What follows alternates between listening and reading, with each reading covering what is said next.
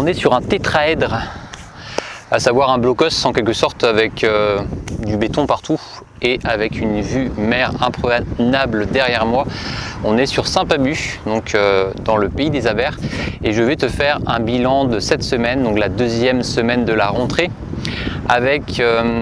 je vais découper ce podcast en deux parties. La première qui va être consacrée plutôt aux lignes régulières et la deuxième plutôt au service scolaire.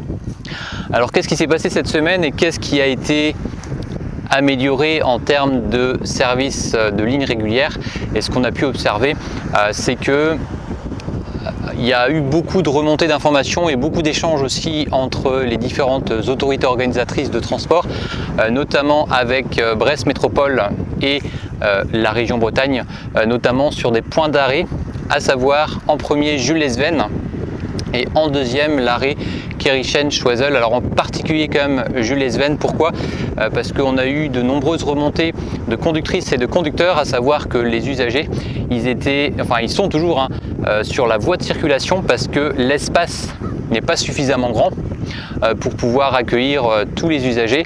sachant que moi j'ai fait des comptes sur un service du mercredi midi et il y a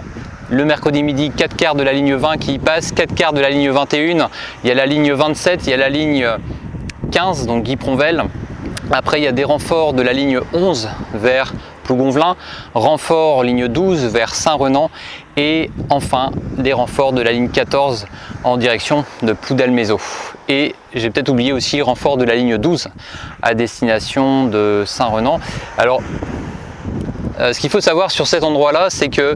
y a beaucoup de monde parce qu'il y a beaucoup de car Bresgo et il y a aussi des véhicules bibus, à savoir des articulés et des véhicules standards avec des lignes scolaires qui passent, et ce qui fait qu'il y a énormément de monde à attendre, notamment pour les usagers qui arrivent de la Croix-Rouge,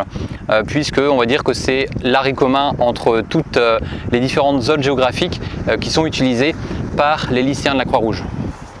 Donc point sensible, et ce qu'on a remonté et j'ai été faire des photos, c'est que le quai n'est pas suffisamment grand et ce qu'il faudrait voir, c'est d'avoir déjà la possibilité de mieux prendre en charge les élèves, de mieux s'arrêter pour faire la montée des passagers et de faire en sorte aussi d'avoir un espace plus important en termes de quai pour pouvoir accueillir tous les élèves. Et il ne faut pas qu'il y en ait, si tu veux, une partie sur le trottoir et une partie sur la voie de circulation. Donc c'est ça la première chose qui a été relevée sur Brest et en particulier les lignes régulières. Et deuxième aussi, c'est à Kerichen-Choiseul, puisqu'à cet endroit, il n'y a pas suffisamment d'espace pour faire de la régulation, à savoir que depuis le 3 septembre, donc depuis qu'on a repris, depuis le 4 plutôt, le 4 septembre, depuis qu'on a repris les services scolaires, ce qui se passe, c'est qu'on a bénéficié de zébras jaunes, donc ces zébras permettent de mettre environ 3 voire 4 autocars de façon simultanée pour faire la régulation. Sauf que on n'a pas suffisamment de place pour accueillir tous les autocars. Aux heures de pointe et notamment à 15h30, 16h30 et 17h30 et le mercredi midi, il y a énormément de cars, ce qui fait que derrière il y a encore des cars en attente, et à cela rajoute aussi des véhicules du réseau Bibus. Donc on a remonté le fait que on n'a pas suffisamment d'espace et que ça crée une saturation de la rue Choiseul aux heures de pointe. Et autre chose qu'on a relevé aussi, c'est que l'arrêt de car qui était prévu au niveau du zébra jaune, à savoir la montée et la descente des passagers, ne peut pas s'effectuer à cet endroit parce que d'une part, il n'y a pas assez d'espace. Donc on va dire que les cars ont tendance, et c'est ce que j'ai invité à faire donc à la plupart des conducteurs, à prendre les usagers près du petit mur qu'il y a à proximité du parking. Alors pas le parking qu'il y a près de la boulangerie, c'est le parking qu'il y a avant, à savoir entre le mur en pierre et le début des zébras jaunes, puisque quand les véhicules ont fini leur régulation, ils arrivent juste, on va dire 1 voire 2 minutes avant le départ pour faire monter les usagers et repartir aussitôt. L'idée, c'est vraiment que ce soit une zone considérée plus pour de la montée rapide, à savoir juste d'ouvrir la porte, de faire monter les usagers et de partir aussitôt. Donc ça, c'est ce qu'on a relevé, c'est ce qu'on fait. Et il y a une autre aussi chose qui a été relevée, c'est que en l'état en tout cas, sur l'espace où il y a les zébras jaunes, il n'y a pas de quai pour les voyageurs, ce qui fait que on ne peut pas faire monter les voyageurs sur cet espace parce qu'il y a de l'herbe, c'est pas de niveau, donc le risque c'est qu'il y ait des chutes si les élèves arrivent en masse, si tu veux, à utiliser les cars, surtout que ça arrive, on l'a remarqué assez souvent, qu'il y a un car qui arrive par exemple, qui fait sa régulation des fois pendant 20 voire 25 minutes, ce qui fait que le car de derrière, pour lui, il est nécessaire de doubler celui qui est en régule pour prendre les élèves et ensuite partir. Donc voilà ce qui est fait en ce moment, ce qui a été remonté aussi auprès de la région. Et dernière chose aussi, donc un point assez sensible au niveau de la porte de Gouinou, ça va être plus en termes de partage entre les différentes lignes, à savoir que comme il y a beaucoup de passages aux heures d'affluence entre les différents renforts des lignes 20, 21, plus aussi la ligne 27 qui passe de temps en temps à cet endroit, et en complément les lignes Bibus qui sont toujours à Port de Gouinou mais du côté extérieur du pôle, ce qui fait clairement que quand on arrive, on a vraiment très peu de temps on ne peut pas rester si tu veux trop longtemps, donc on prend les passagers et on repart le plus vite possible à l'heure prévue. Et si par hasard il y a un tram qui arrive et qu'on le voit en visuel et qu'on voit les usagers descendre, c'est d'attendre que les usagers arrivent, mais pas de possibilité si tu veux quand le tram n'est pas arrivé d'attendre, parce que tout simplement l'espace n'est pas dimensionné pour que ça se fasse, et même en termes de temps c'est pas gérable parce qu'après on a des réutilisations. Donc ça c'est un peu le bilan côté ligne régulière. Je vais à cela ajouter quelques retours, notamment au niveau des réclamations, au niveau des retours des conducteurs qu'on a pu faire, en tout cas sur les choses que je connais le jour où j'enregistre ce podcast, à savoir le vendredi. Pour la ligne 20, avec notamment des surcharges observées sur les services de 6h30. Ce qui se passait jusqu'à jeudi, bon, il y a eu aussi un petit phénomène le vendredi, c'est que quand les cars arrivent à la gare de Saint-Antoine, il y a des surcharges puisqu'il y a des déséquilibres entre les lignes, et il y a des lignes qui vont par exemple passer, enfin en tout cas jusqu'à jeudi, qui passaient jusqu'à Bourg-Blanc, dans lequel il y avait peut-être une vingtaine de passagers, et qui a s'arrêté à Porte de Gouinou. Donc c'était le cas de la ligne 20-6. Donc ce qu'on a fait à partir de vendredi, c'est qu'on a modifié certaines lignes pour que toutes les lignes, je précise bien toutes les lignes, donc nous en numérotation interne, les lignes de 21 à 26, fassent les arrêts Gouinou-Port de Gouinou, Brest, Kérichen, Choiseul et enfin Brest, Jules-les-Sven. Alors ça nous permet d'équilibrer les lignes entre elles, de faire en sorte qu'aujourd'hui, donc à partir de ce matin, donc vendredi, 2 autocars seulement s'arrêtent à la gare de Saint-Antoine. Ils se complètent pour que les autres cars passent à Bourg-Blambourg pour faire la montée des passagers pour que l'équilibre se tienne, tu vois. Donc l'idée c'est que on a fait cette modification pour qu'il n'y ait pas de cars très peu remplis, c'était le cas pour la ligne 20-6 qui allait que jusqu'à Porte de Gouinou, et que toutes les lignes aillent jusqu'à Jules-les-Sven. Donc pour l'instant c'est en test. Ce qui s'est passé vendredi, ce qu'on a pu observer, c'est qu'il y a des élèves qui volontairement ne voulaient pas monter dans le premier car à la gare de Saint-Antoine à l'Anélis. Ils voulaient sûrement être avec les copains, ce qui fait que le deuxième car, parce qu'il n'y a que 2 cars maintenant, le deuxième car qui part, alors je crois qu'il y en a un à 43 et un à 44, 6h43, 6h44, le deuxième car, il se retrouvait avec 1 ou 2 passagers debout. Donc tout ça parce que le premier, il restait la place, mais il y avait des jeunes qui ne voulaient pas monter dedans. Donc ça, c'est une autre problématique qui est relevée, et je pense que ce qui serait bien qu'on fasse, c'est d'aller sur place de temps en temps pour aller essayer de faire en sorte d'inciter les usagers à monter le plus possible dans le premier, à le compléter, et ensuite dans le deuxième, et être sûr surtout que le premier, il lui reste pas de la place parce que ça va créer un déséquilibre. Donc voilà ce qu'on a pu remarquer aussi sur la ligne 20.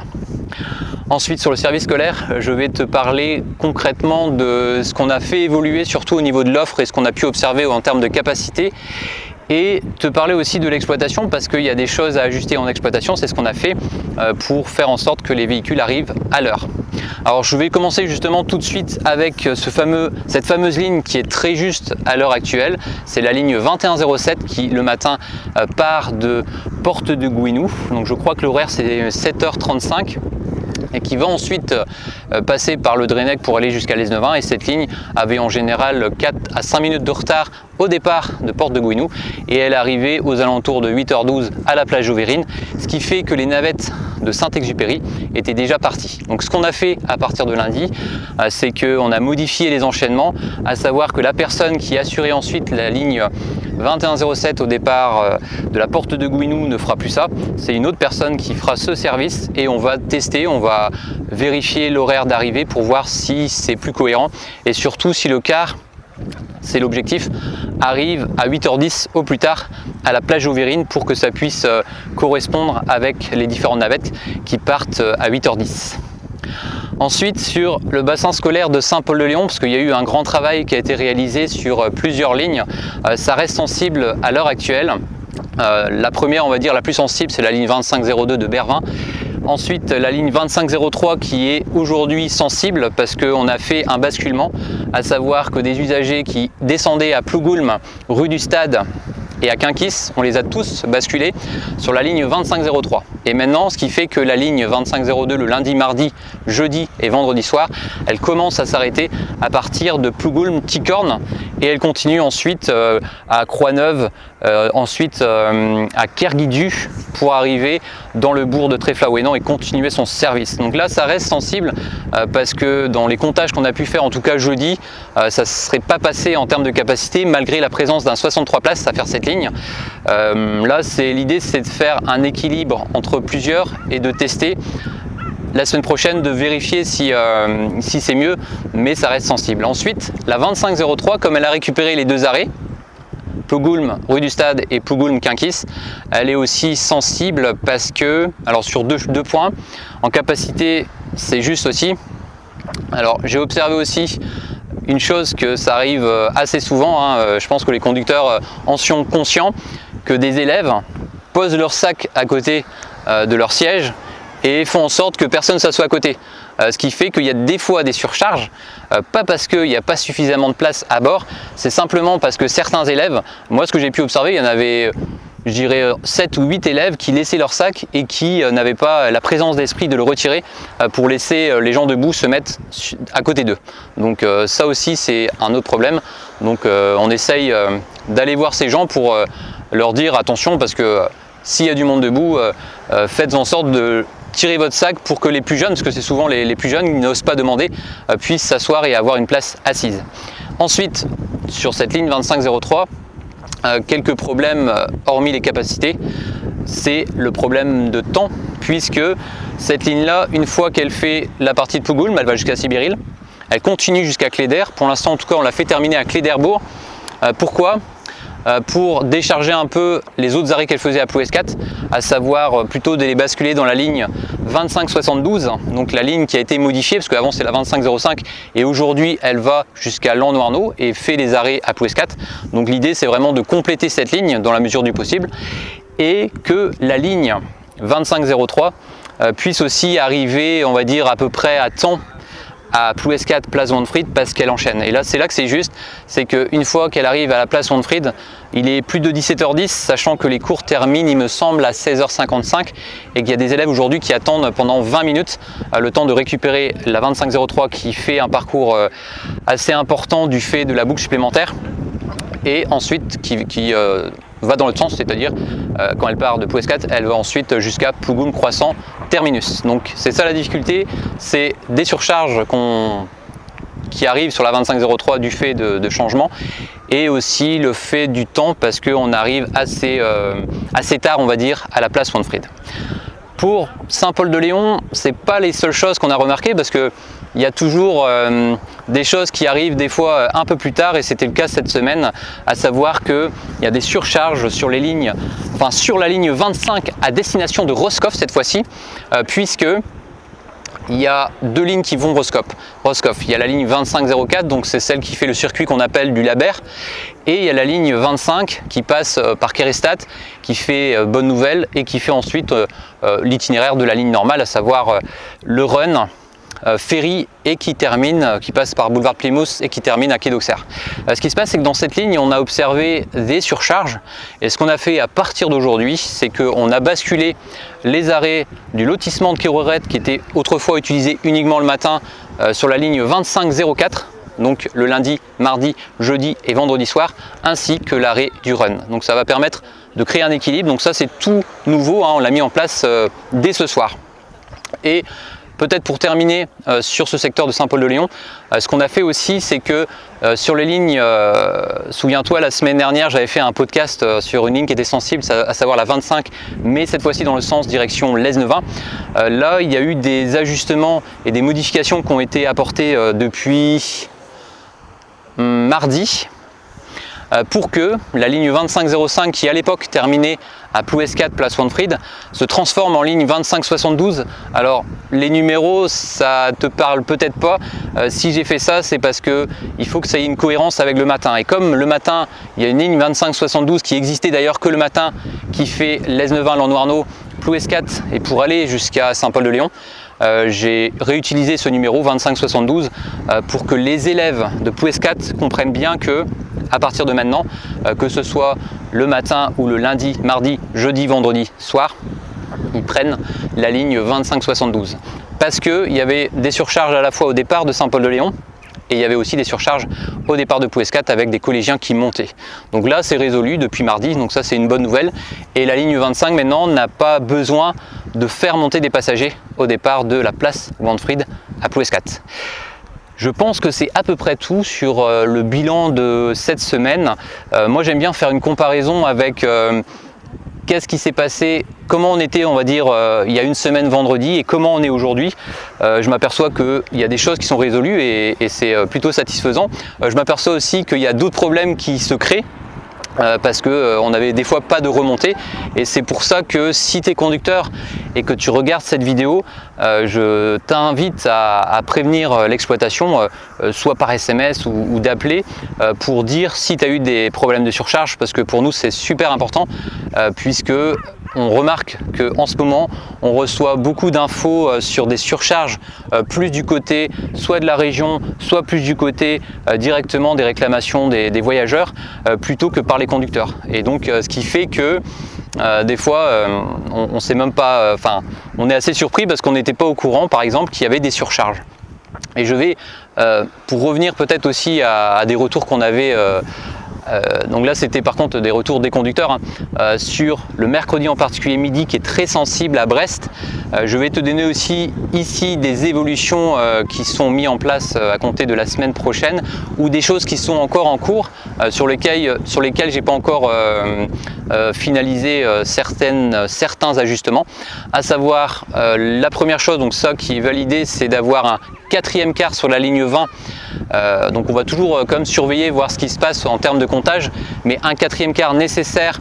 au départ de avoir mais soit Kerichen-Choiseul, soit de Jules-Lesven pour aller jusqu'à l'Anilis, parce que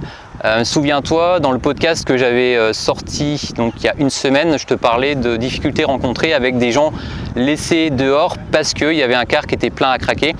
Là, à partir de cette semaine, donc on a rajouté un véhicule. Il a été nécessaire parce que tous les véhicules étaient pleins et le 4e qu'on a mis, il y avait 15 personnes dedans.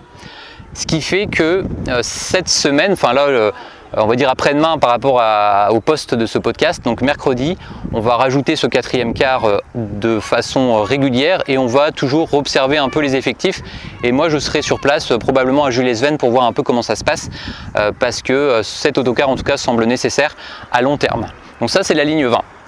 Ensuite, ce qu'on a pu observer aussi sur la ligne 21, c'est qu'il y a 2 cars. Donc je vais parler plus en numéro de parc, c'est le 104 qui commence à Kerichen-Choiseul, qui fait Jules-Lesven et qui va ensuite jusqu'à Plabennec, et le 2e car c'est le 123. Alors c'est des véhicules attitrés, à des conducteurs attitrés